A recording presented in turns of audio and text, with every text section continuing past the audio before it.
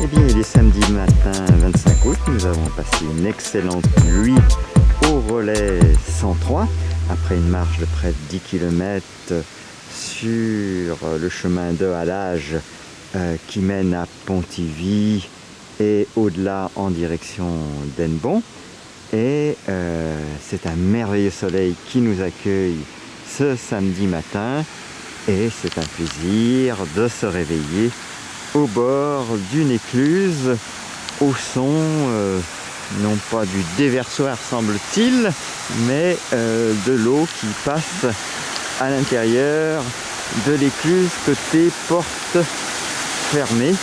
Voilà, c'est une belle journée qui nous attend et on se fait un plaisir de la partager avec vous. Il y a déjà des pêcheurs, semble-t-il, qui sont à l'œuvre. Une petite vue générale de ce relais 103, un endroit qu'on trouve fort sympathique pour y passer la nuit avant le départ, direction aujourd'hui camping d'Hennebon, une 60aine de kilomètres sur ce canal de Nantes à Brest pour commencer, mais ensuite sur les bords du Blavet. C'est une partie que nous voulions explorer et eh bien, nous avons décidé de prolonger nos 6 jours d'un premier périple de ce week-end, samedi et dimanche, pour parcourir les rives du Blavet jusqu'à Hennebon. Eh bien, à tout bientôt pour la suite. Je vous rappelle que nous sommes à l'écluse numéro 103 du canal de Nantes à Brest. Voilà, les rives du Blavet, c'est parti. Léna est fin prête avec son vélo et elle va se mettre en route. C'est parti. On relève la béquille. On prend un petit peu d'élan parce que ça démarre par une petite côte. Et puis on va franchir le pont qui enjambe le canal au niveau de cette écluse 103. Et voilà Léna qui est partie. À bientôt. Et donc il ne me reste plus qu'à enfourcher à mon tour mon vélo et nous nous dirigeons vers Pontivy.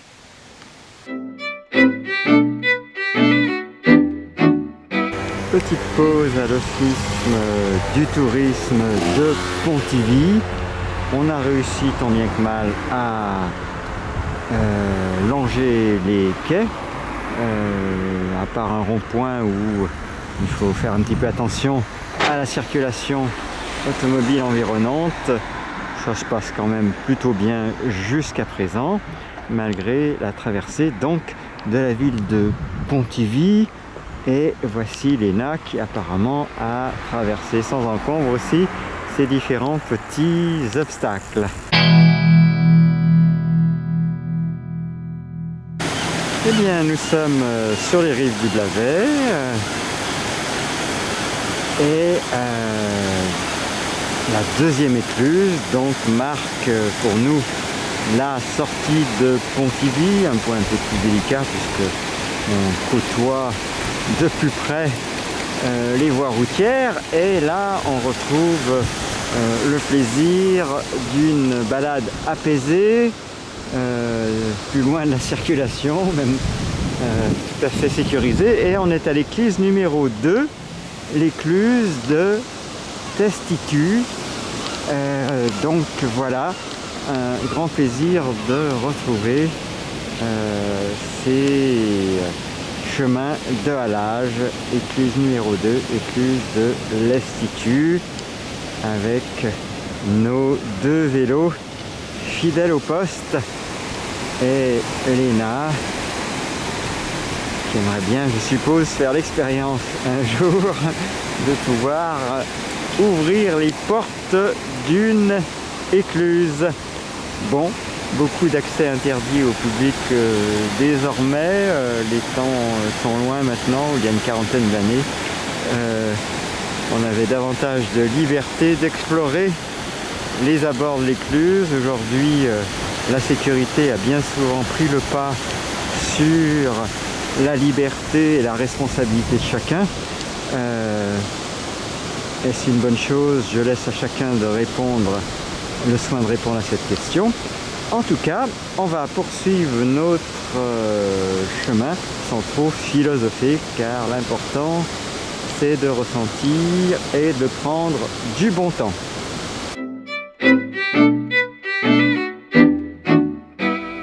Eh bien, nous approchons de la deuxième écluse, l'écluse de Signan, comme l'indique notre manuel aux éditions Miam Miam Dodo, intitulé Les Canaux. Il contient à la fois le canal de Nantes à Brest, mais aussi les rives du Blavet, ou le canal du Blavet, donc avec une cartographie détaillée. Alors on s'est arrêté ici parce qu'on a cette merveilleuse vue où apparaît un clocher comme ça au milieu de la verdure.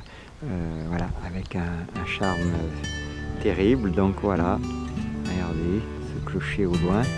Et donc ça fait partie des petites surprises qui viennent émailler le paysage et contribuent à sa variété, à sa fantaisie. Et puis vous voyez, on approche de l'écluse du Signan, deuxième écluse. Il y en a tout de même un certain nombre sur ce canal du Blavet. Il faut qu'on vérifie combien, mais en tout cas, voilà, les écluses se succèdent à un rythme relativement rapproché, tous les kilomètres, kilomètres 5, parfois moins. Voilà, on va continuer à se rapprocher de cette écluse du Signan, écluse numéro 3. Eh bien, l'arrivée d'un bateau dans une écluse, avec un contact fort sympathique avec l'éclusier qui est en responsabilité des manivelles, des portes. Voilà. Et donc on est à l'écluse numéro 3 du Signan, avec, comme vous le voyez devant vous, une belle sorte de cascade. Voilà, superbe. Et une embarcation un peu particulière, sorte de cabane sur une plateforme. Voilà, on voit toutes sortes d'embarcations. Et puis, bien sûr, la porte qui va bientôt se refermer. Voilà, la manivelle referme les portes. Voilà. Voilà, le niveau est en train de se faire et on remarque qu'il y a un bon courant dans l'écluse, hein, ça déferle pas mal. Il y a intérêt à bien amarrer l'embarcation. Alors cette embarcation, elle est d'un groupement, si j'ai bien compris, qui s'appelle Toue. Voilà, des spécialistes sur les canaux dans la région de Tours, si j'ai bien compris. Et ils viennent de Quimperlé, c'est ça? Voilà. Donc on découvre, hein. Ça a l'air sympa, des bateaux à fond plat. Et avec de quoi vivre dessus, une cabane apparemment en finalisation. C'était des bateaux de transport de marchandises à l'origine. Et après, il y en avait quelques-uns qui mettaient une cabane, ça leur servait de bureau, d'abri, quoi. Voilà, donc en direct on a les infos, c'est super. Le tourisme, ben voilà, ça s'est développé. Transport de marchandises qui devient transport de tourisme. Voilà. Ça déferle toujours au-dessus, on voit que les niveaux, il y a encore un petit écart, environ 60 cm. Ça monte bien. Ça monte assez vite, hein, finalement. Ouais, bah, quand il ouvre assez vite les vannes, ça secoue un peu plus, mais enfin là ça va. Ouais. Ça se dirige mal, les sont pleins, mais c'est très stable. C'est ça, on peut pas tout avoir. Vous allez faire combien d'écluses aujourd'hui? Aujourd'hui pas beaucoup, parce qu'on peut pas, mais de Hennebon jusqu'à où on veut aller, il y en a 120, quelque chose. Ah oui, pas mal quand même. On a fait déjà un peu, quoi, parce que là on arrive, on va passer après Pontivy, on va passer sur le canal de Nantes à Brest. Oui. Ah ouais. Sur l'ouest, le canal. Ah, ça vous fait une belle balade, hein? Ouais, ben ouais. C'est plutôt plaisant comme activité. Ouais. On n'ose plus appeler ça un travail, si? C'est pas du travail là, c'est du loisir. C'est du loisir. Et vous êtes là à titre professionnel ou c'est pour votre plaisir? Non, c'est... Ah, vous êtes un plaisancier? Ah oui, je suis un touriste. Ah, d'accord. Ah oui, complètement. Ouais. Ah non, j'avais pas compris. Ceci étant, ça n'a pas grande importance. Voilà, l'écluse se remplit et ne va pas tarder à être à niveau. Et le bateau qui se trouve à l'intérieur a bien monté. Voilà. On voit que là maintenant il est à la hauteur des portes, il est beau, tout en bois. Hein. Posé sur... Alors il y a même une voile, m'explique-t-on. Il y a même la possibilité de mettre une voile. Ouais. C'est un genre de gabbard, c'est bien ça, hein? Ouais, un genre de gabbard, voilà. Et Quimperlé, la destination, c'est quoi alors? Au nord de Rennes. Au nord de Rennes. Le canal d'Illérance. Il y en a des canaux finalement. Ouais, en Bretagne, il y a pas mal quand même, il y a de quoi se promener. Ouais. Il y a de quoi se promener, super. Ce qui est dommage, c'est qu'on ne peut pas rejoindre le reste de la France maintenant. Bah oui. Il y avait à une époque, en passant par la Loire. Ouais. Là, on peut aller jusqu'à Orléans à peu près. Jusqu'à Orléans? Ouais, ouais. C'est pas mal déjà. Hein? Et puis après, on peut pas. Avant, on pouvait rejoindre jusqu'à Paris, je crois. Mais c'est plus entretenu et parce que qui sait? Le transport fluvial n'est plus d'actualité. Qui sait, sous la pression des plaisanciers. C'était trop peu onéreux et trop écologique sans doute, quoi. Oui, oui, bah là. On préférait mettre des camions sur la route. Vous parlez inconvaincu là. Ils ont préféré mettre des camions sur la route. Ouais, ouais, c'est ça. C'était plus cher et puis ça polluait plus. Bah voilà, c'est ça, ouais. C'était plus sympa. Ouais, ouais. Ah, mais c'est ça là, qu'on appelle le progrès, c'est très relatif. Ouais, voilà. Ouais. Et ben voilà, l'écluse va s'ouvrir. Alors, pour ceux qui voient pas ça souvent, Ça s'arrête là? Non. ça reste. Ah ben viens là, viens. Ah oui, Ah ben voilà, alors sautez pas à l'eau parce que là vous êtes filmé. Hein. Voilà. Alors il y a même des embarcations qui prennent du monde à bord. Mais il y a des pistonnets. Hein. Quand même, je participe à la moitié. Hein. c'est la copropriétaire. Ah, j'avais pas tous les détails. Hein. Vous n'êtes pas la moitié, mais vous participez à la moitié. J'amène en voiture. Ah, d'accord.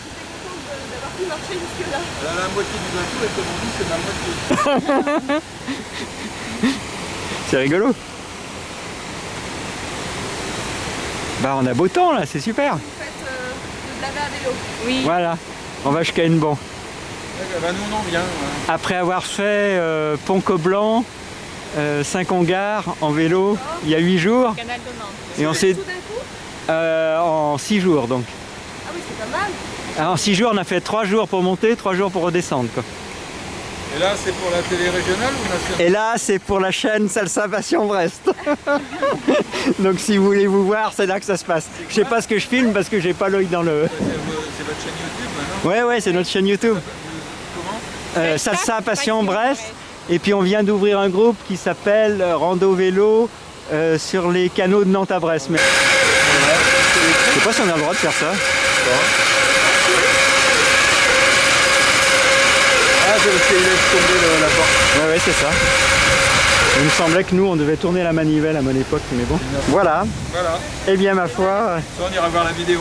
voilà des personnes bien sympathiques qui vont pouvoir se revoir en vidéo dans quelques jours, le temps que on a le temps de faire les montages. Eh ben, bonne route, hein. Merci à vous. Et bon voyage, on va continuer, hein, c'est pas le tout. Attends, je vais faire passer la prochaine. Voilà, si on se prend pas un coup de manivelle, on continue. Ça a l'air bien parti. Allez, c'est parti, à bientôt, merci.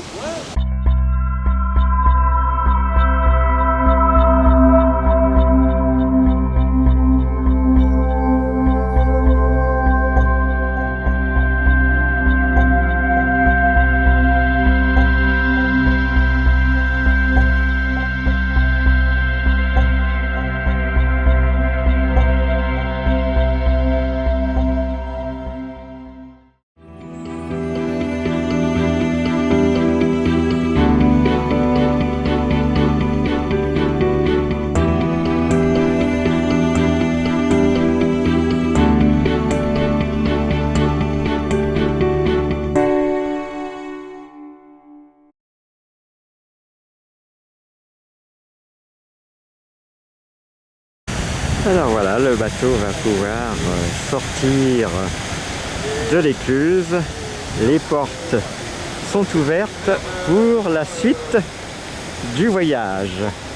Voilà, voilà de quoi rêver. Ça a l'air fort sympathique, ces embarcations.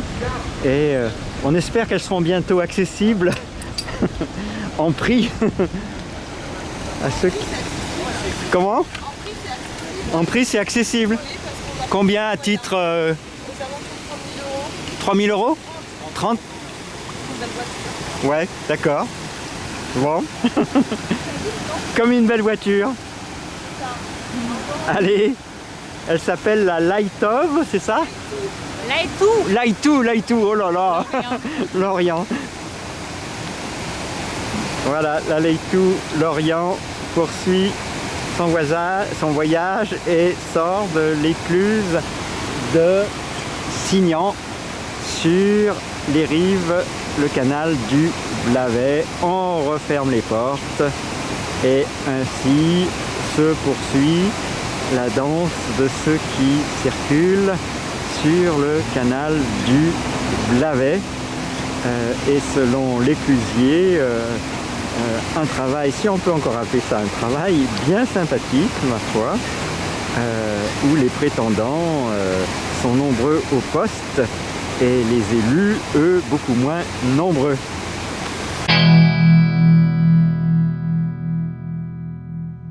Arrivée de l'Hénat au loin, à l'écluse numéro 3 sur le canal, numéro 6 pardon, sur le canal du Blavet, à 14 km 2 du relais 103 sur le canal de Nantes à Brest, qui correspond à l'écluse 103. Et donc le soleil est avec nous, c'est merveilleux, ça donne le sourire à tout le monde et en particulier à l'Hénat.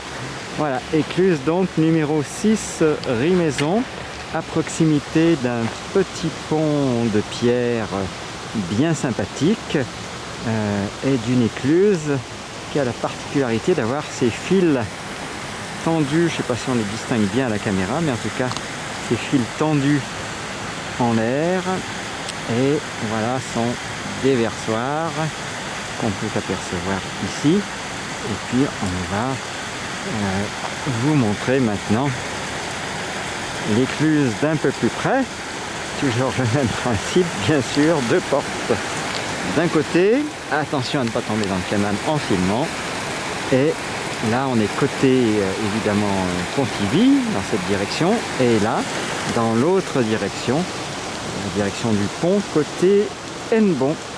Voilà, on est à l'écluse numéro 6 Rimaison et on vient d'accomplir 14,2 km. Bon, on prend son temps, on flâne, le soleil y invite et il nous en reste grosso modo 46 si je calcule bien pour arriver au camping d'Hennebon. Voilà, merci au soleil, merci à la nature, merci à l'eau, merci à tous ceux et celles qui ont participé à la construction de ces canaux, de ces écluses. Un travail gigantesque, voilà, dont nous sommes les principaux bénéficiaires aujourd'hui. Voilà, et bien c'est avec gratitude que nous allons continuer ce parcours.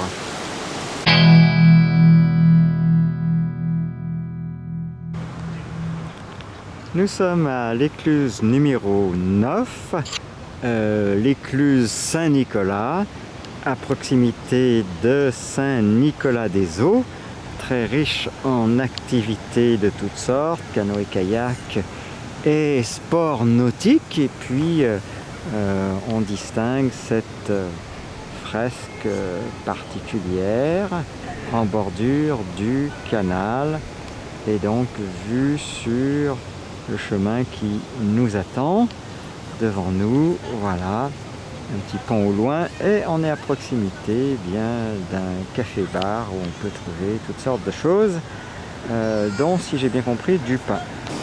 Écluse numéro 9 donc, vue sur le déversoir et vue bien sûr sur l'écluse, une porte fermée d'un côté, et une porte ouverte de l'autre dans la direction où nous allons, c'est-à-dire en direction d'Hennebont. Voilà, toujours beaucoup de plaisir à pédaler sur ces chemins de halage par un temps nuageux et chaud et quelques petites sorties de soleil de temps à autre. Un temps très agréable pour ce genre d'activité, avec, comme vous avez pu le voir précédemment, de belles rencontres et les découvertes, voilà, d'un mode de vie plus lent qui visiblement fait du bien à notre système nerveux. La base de toute une réflexion sur notre rapport au temps et à l'espace et à nos listes de choses à faire.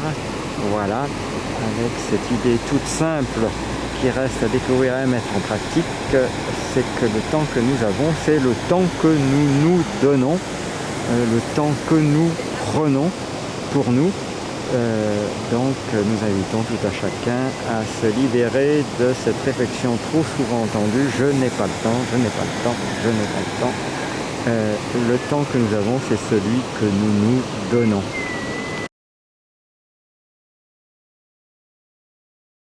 Alors, comme l'indique ce panneau, la Vénus du Blavet sur son socle culmine à environ 6 mètres, son poids est d'environ 800 kg. Sa structure en acier galvanisé par métallisation est recouverte de 14 mètres d'acier Corten. Cet acier s'autoprotège de la corrosion atmosphérique par sa patine de rouille qui se forme à la surface et assure ainsi sa longévité. C'est Christophe Milsan, sculpteur sur métal, qui nous parle. J'utilise pour mes sculptures la technique de recouvrement par ruban d'acier. Leurs agencements évoquent les entrelacs celtes dont la signification spirituelle nous rappelle la nature éternelle de l'esprit. Le lien avec l'histoire de l'authentique Vénus de Kinipili, cette nouvelle représentation, le bras tendu vers le Blavet, fait évidence. La Vénus est une longue histoire chère au cœur des Bretons. D'origine gallo-romaine, elle fut édifiée sur le site de Castenec ar Groareg Warn. La dame de fer en breton est une déesse païenne de la fécondité. Jetée dans le Blavet en 1661 pour des raisons de mœurs, elle fut récupérée quelques années plus tard et sera à nouveau mutilée et rejetée dans la rivière en 1670. C'est en 1695 que Pierre de Lannion, seigneur de Kinipili près de Beau, décide de l'installer dans le jardin de son château aux grandes dames de Monsieur de Rohan, opposées au projet. Depuis ce jour, la Vénus abandonna les rives du Blavet. Voilà pour la présentation. On y voit sur ce socle de nombreux prénoms féminins. Au risque de se faire quelques inimitiés, on ne va pas les citer tous, mais enfin on distingue au centre Lucille, Noah, Laurie, Lilwen, Marina, Kélia, Léonie et bien d'autres.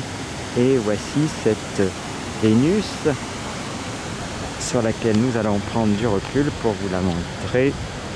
Le bras tendu a priori vers le Blavet. Nous sommes sur une voie routière, donc attention à la circulation pendant que nous filmons. Et donc voilà cette Vénus avec un petit peu plus de recul. Et voilà, le bras est effectivement modérément tendu en direction du Blavet, bras droit donc. Alors même si nous avons la nourriture avec nous, nous distinguons sur ce panneau une tarte aux poireaux bien appétissante parfois, pour la modique somme de 5 €, des canettes à emporter. Bref, ce bar fait aussi épicerie et il est situé au numéro 13 de cette rue avec une entrée sympathique. Alors est-ce que c'est l'ancienne maison éclusière? Peut-être, peut-être pas, il va falloir qu'on se renseigne. Voilà, c'est à proximité d'une autre rue à Saint-Nicolas-des-Eaux sans doute, qui s'appelle la rue de la Libération. C'est celle qui mène à la fontaine Saint-Nicolas. Voilà, ou la fontaine tout court, et quelque chose en rapport avec Saint-Nicolas. Il y a une espèce de pictogramme, voilà. Donc on va choisir une belle table qui nous attend ici pour pique-niquer.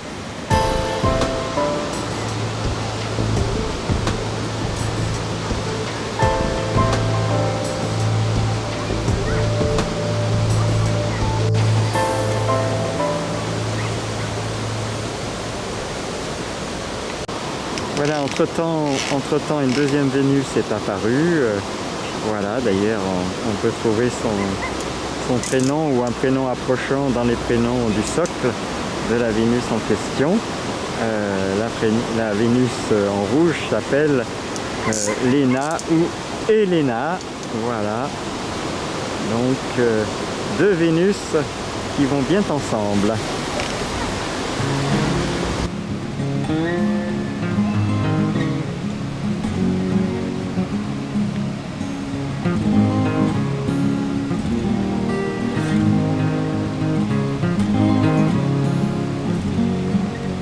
Nous avons finalement dénombré pas moins de 86 prénoms féminins dans la base de cette Vénus.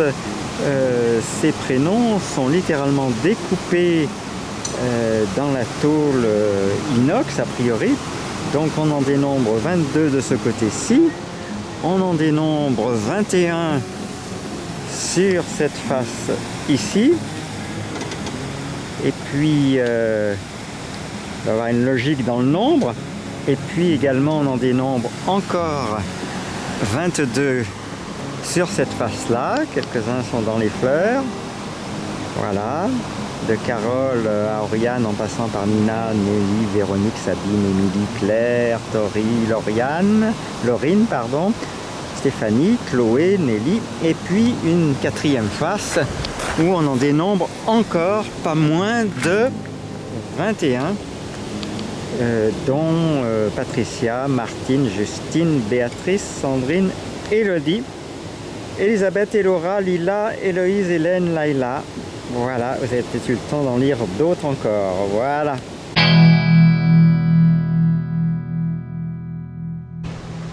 Eh bien, nous sommes à l'écluse numéro 14, Tréblavette.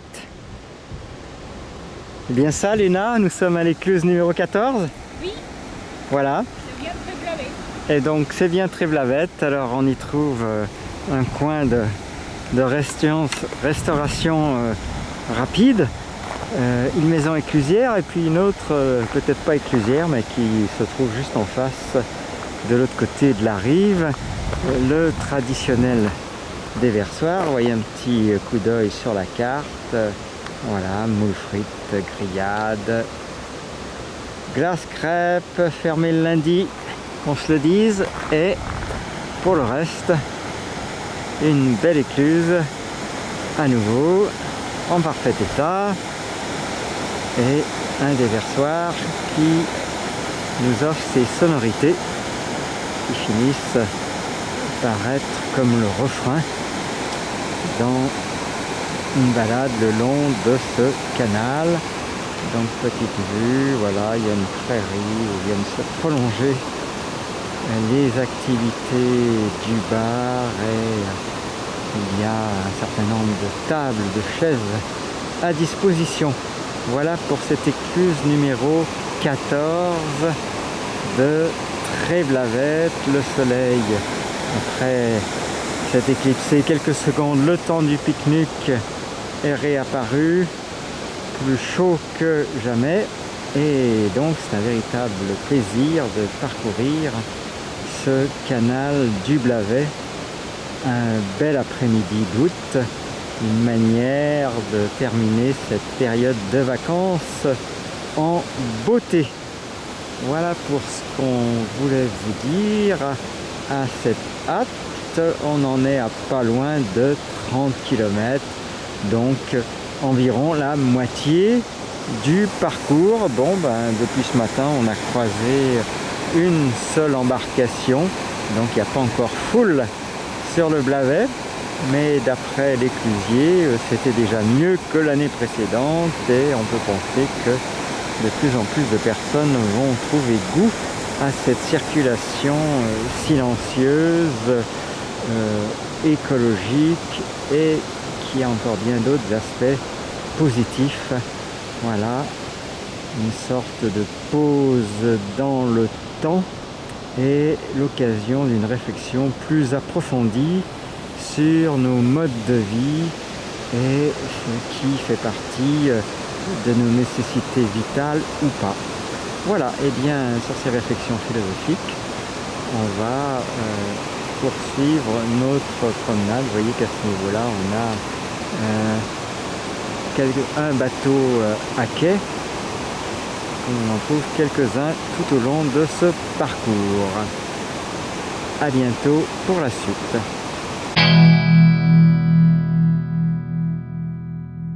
Un panneau intéressant sur lequel nous pouvons visualiser le déroulé des écluses, donc parcouru depuis ce matin, Récollet, l'Estitite, Signan, Saint-Michel, le Roc d'Ivite, Rimaison, Caire, Blesse, Keb, Guernes, Saint-Nicolas, la Couarde, la 11, Samblaine, Moulin-Neuf la 12, Boterno la 13, Trèblervette la 14 et 15 Talouette, c'est là que nous sommes, et puis 16 Saint-Adrien, 16 plutôt Saint-Adrien, 17 Trémorin, 18 Sainte-Barbe, 19 Mimazène, 20 Maméruenne, 21 Rudenne, 22 Trébiane, 23 Kérousse, 24 Kélénec, oui c'est ça, un Q peut-être, on n'est pas très sûr, et puis 25 Le Christ, 26 un grand barrage, 27 Duprette, il faudra vérifier, et 28 Paul Véhan avant d'arriver à Hennebon. Voilà, petite vue sur donc cette écluse numéro 15 et son débersoir.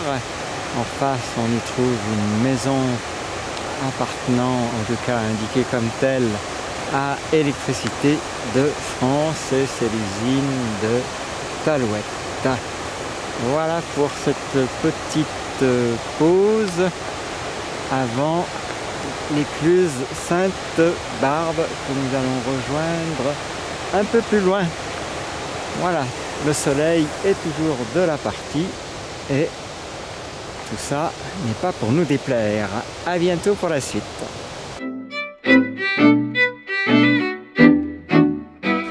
Et bien à 35 km 80 de notre point de départ, notre attention est attirée par cet espace où on aperçoit depuis le chemin de halage un moulin qui tourne. Alors on va peut-être se décider à aller voir de quoi il retourne de plus près, tandis que Léna s'apprête à me rejoindre. Alors c'est vrai que sur ce chemin de halage tout est bitumé, un bitume gravillonné, donc un petit crissement un peu permanent, bon pas forcément désagréable, et puis en tout cas un confort puisque ça ne saute pas, la route est d'excellente qualité.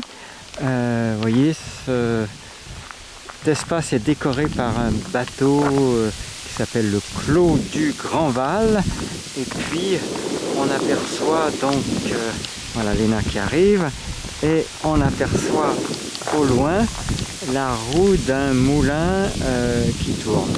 Alors je ne sais pas si on va la voir sur cette prise de vue.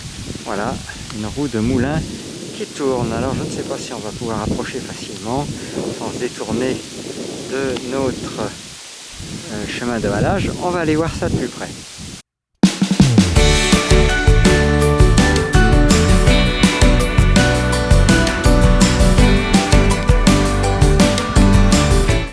Petite exploration des alentours de cet endroit où nous avons aperçu un moulin. Nous sommes en route vers ce moulin en traversant un large espace, on dirait de parking. En tout cas, voilà, on est en train de contourner à pied le groupe de bâtiments pour voir si le moulin peut devenir accessible. On trouve dans cette enceinte toutes sortes de décorations paysagistes, je ne sais pas comment on peut prononcer ça, et donc voilà un lieu semble-t-il aménagé avec goût. Nous voilà maintenant tout à côté du moulin avec cette petite fontaine merveilleuse et donc la route qui avait attiré notre attention.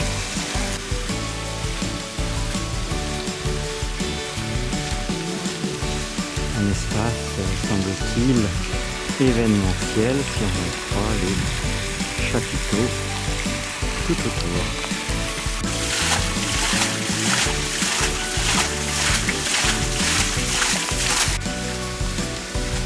Voilà, Lina est béate d'admiration devant cette roue qui tourne entraînée par un petit filet d'eau. Alors, n'ayant vu de pancarte nulle part pour ce lieu assez idyllique, ni rencontré personne qui semble être responsable du lieu, nous y allons de nos suppositions. Est-ce un lieu pour des événements? Est-ce un lieu pour accueillir des mariages? Voilà, toujours est-il que ça semble un bien bel espace.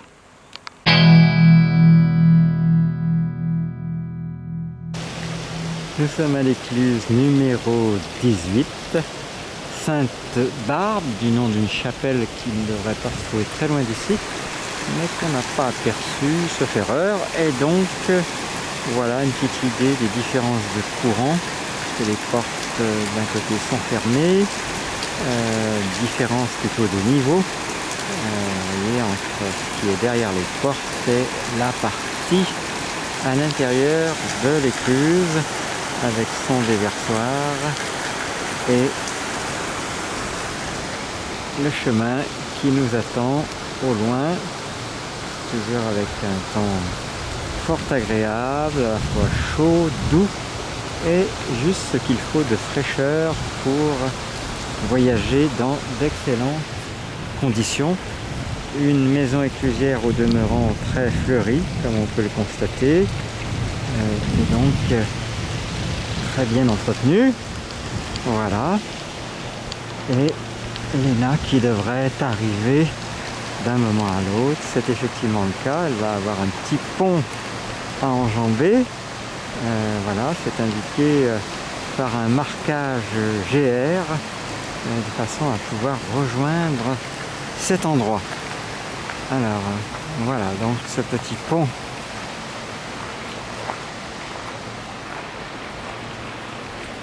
donne matière au fait de descendre de vélo ou d'une photo, je ne sais pas. Toujours est-il que voici les abords de cette écluse Sainte-Barbe. C'est bien ça, c'est l'option photo avec la petite vue que cela permet, ce pont qui enjambe voilà,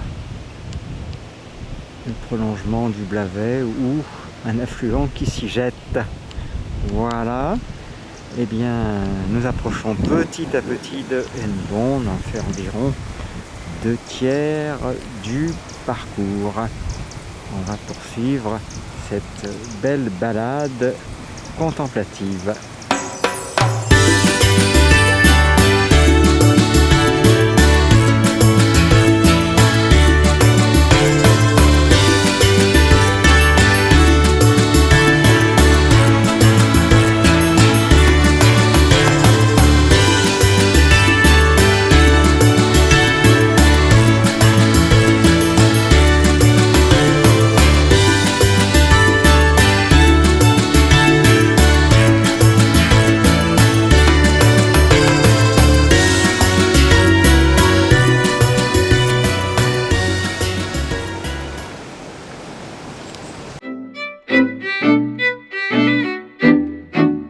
Nous sommes au quai de Pont-Caugan. On aperçoit au loin un pont qu'on a contourné, si je puis dire, et quelques bateaux au quai avec un accès à une borne électrique qui pourrait être aussi un point de recharge vélo électrique. Donc voilà, quai de Pont-Caugan, toujours direction Hennebont.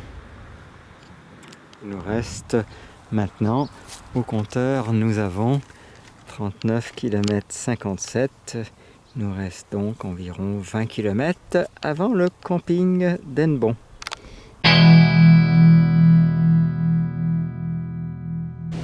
50 km depuis le point de départ.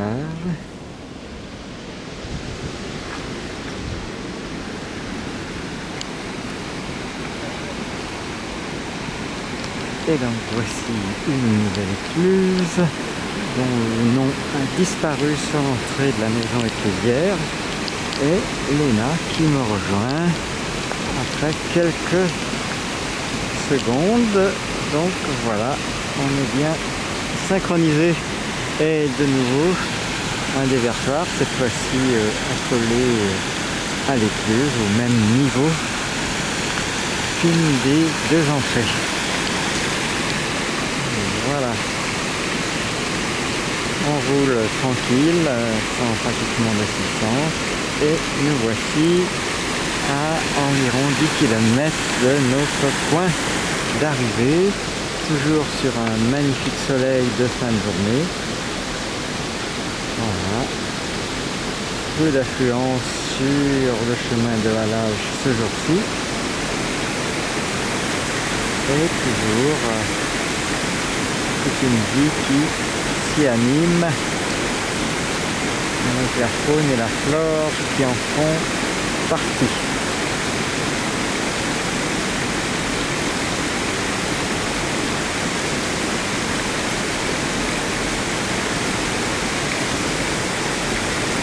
On en profite pour regarder d'un peu plus près le boîtier qui permet d'ouvrir les portes, tout au moins qui permet d'ouvrir le courant sur la porte de l'écluse, et puis cette barre qui, à cet endroit-là, bénéficie d'une protection particulière, voilà, qui évite sans doute qu'on vienne la tordre en marchant dessus. En tout cas, voilà, il y a un petit abri au bout de cette barre, et on retrouve les établissements Feugier qui s'occupent de tous ces mécanismes, semble-t-il. Année 2015, voilà, Feugier Environnement. Et la manivelle donc qui vient actionner la porte de l'écluse.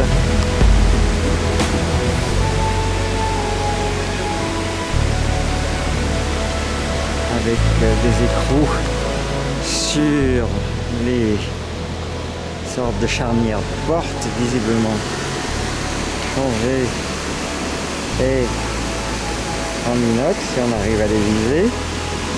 Les voici. Voilà. Les écluses, ce sont désormais un entretien qui se réactive lorsqu'on prend peu à peu conscience de la valeur de ce patrimoine. Voilà, c'est bien le moins qu'on puisse faire pour maintenir en état ces lieux de navigation qui petit à petit vont certainement reconquérir leur public.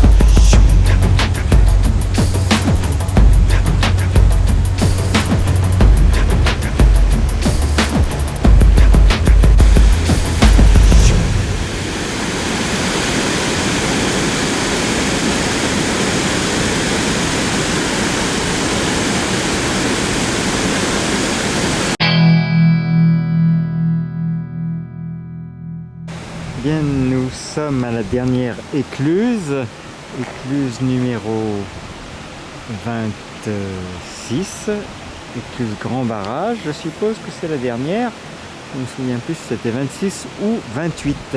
En tout cas, nous avons juste face à la maison éclusière cette passerelle qui débouche sur l'autre rive, la rive où se trouve notre camping. Donc voilà, donc la question, devons-nous continuer tout droit pour traverser un pont plus loin et revenir sur l'autre rive pour le camping, ou pouvons-nous passer par cette passerelle pour le rejoindre? On va tâcher d'éclaircir ça sur un plan. A plus tard pour notre arrivée au camping de Denbon. Très bientôt, à quelques kilomètres d'ici.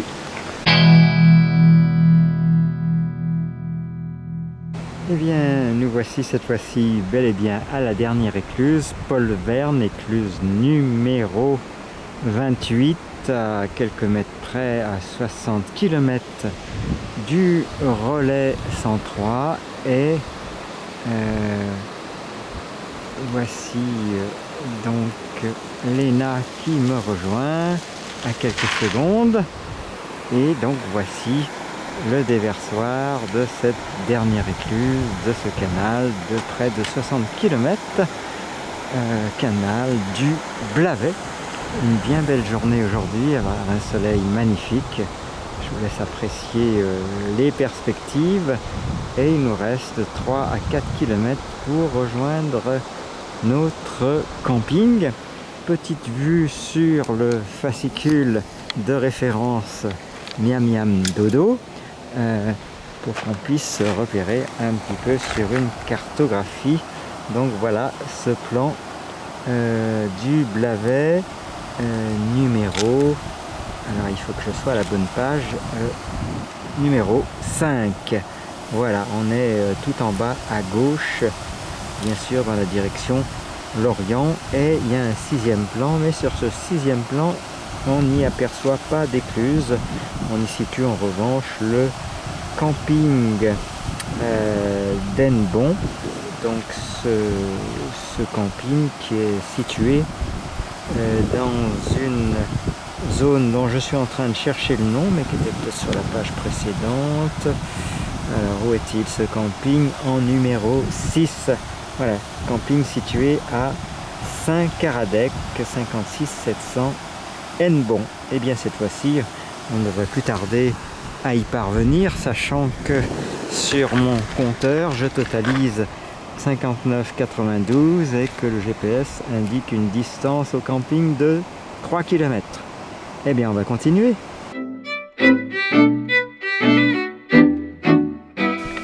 Voilà, on vient d'arriver au camping Denbon. Et donc il y a un coin spécial pour les vélos randonneurs. Le vélo, il doit totaliser finalement 63 km 12.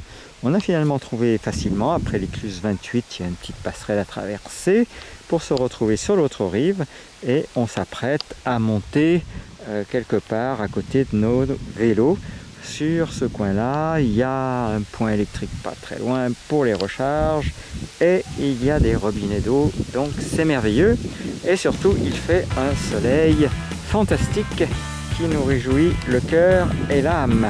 Voilà, eh bien, on va se mettre au travail pour le montage de la tente.